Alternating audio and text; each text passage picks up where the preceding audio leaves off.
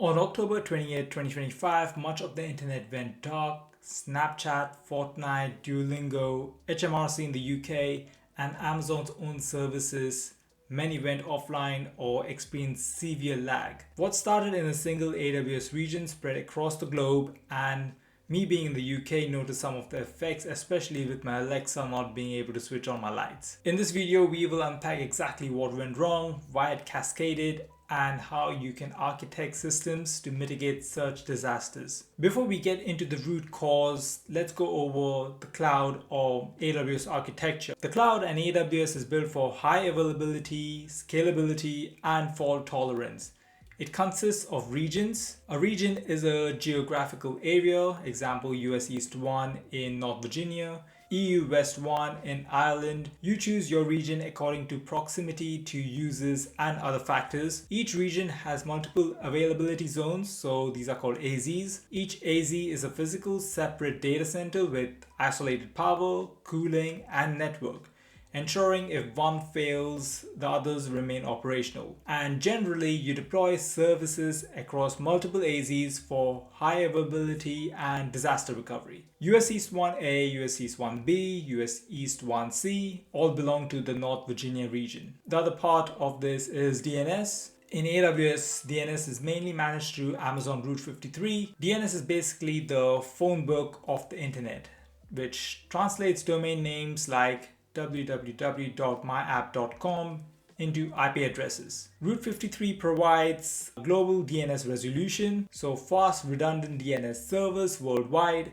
health checks to route traffic away from unhealthy endpoints, routing policies like simple routing, so one endpoint, weighted routing, split traffic by percentage, latency-based routing, route to the lowest latency region, failover routing, so use a backup if primary fails. And then there is DynamoDB. This is fully managed NoSQL database service designed for speed, scalability, and reliability. So diving deep into the root cause and what broke first, it is a classic meme that it is always a DNS issue. In this case, the DNS service was running, but it was DynamoDB's DNS automation subsystem that failed.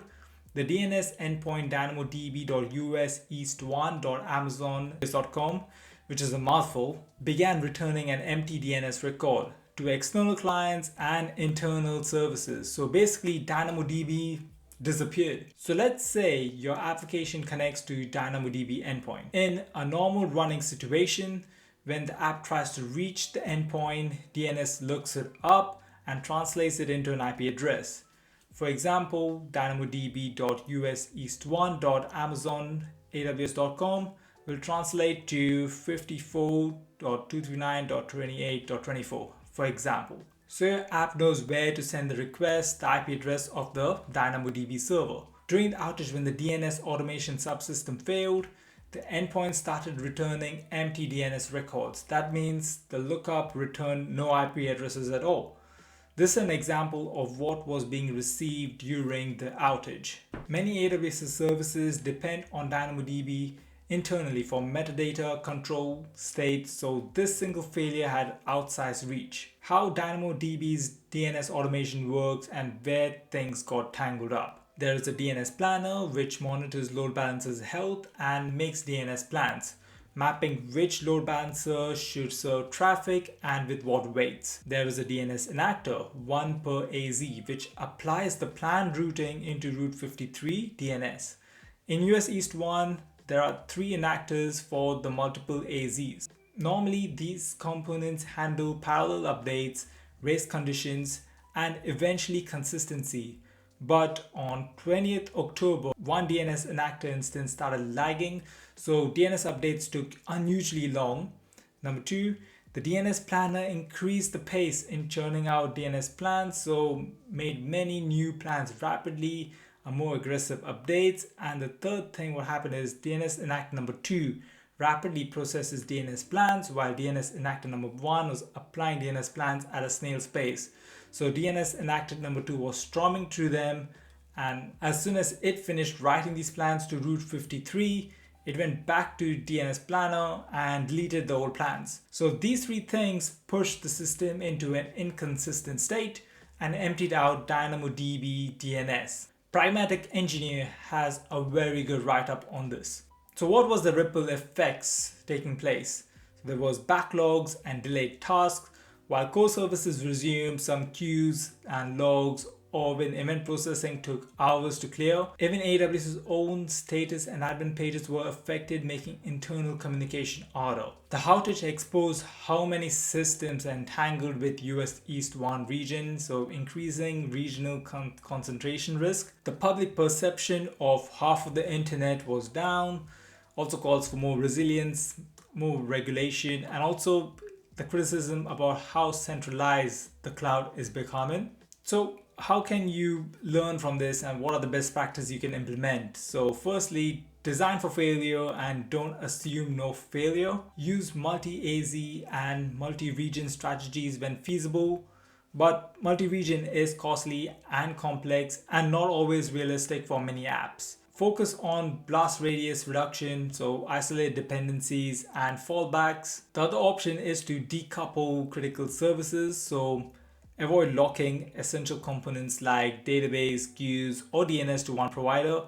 Instead, use abstraction layers. For database, you can use DynamoDB plus MongoDB Atlas as a replicated secondary. For storage, you can use AWS S3 plus Azure Blob.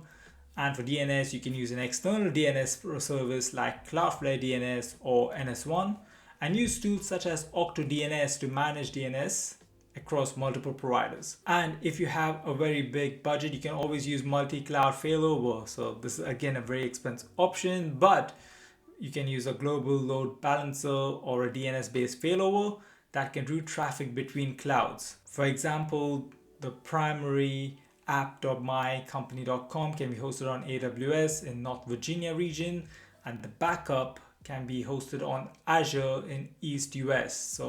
And this can be managed by Cloudflare load balancers or Akamai GTM, which monitors the health endpoints and automatically routes users to the healthy cloud infrastructure. This is also a good reminder for shared responsibility. So AWS is responsible for underlying infrastructure, network, hypervisors, etc. And you are responsible for architecture, design, fallback logic, and resilience in your layer. Hopefully this video gave you a good understanding of the AWS outage and steps that can be taken in the future to mitigate downtime. If you found this video useful, please hit the like button. I share tech videos relating to self-hosting projects and cloud engineering. And if this is something of your interest, please subscribe, and thank you for watching. I'll see you guys on the next one.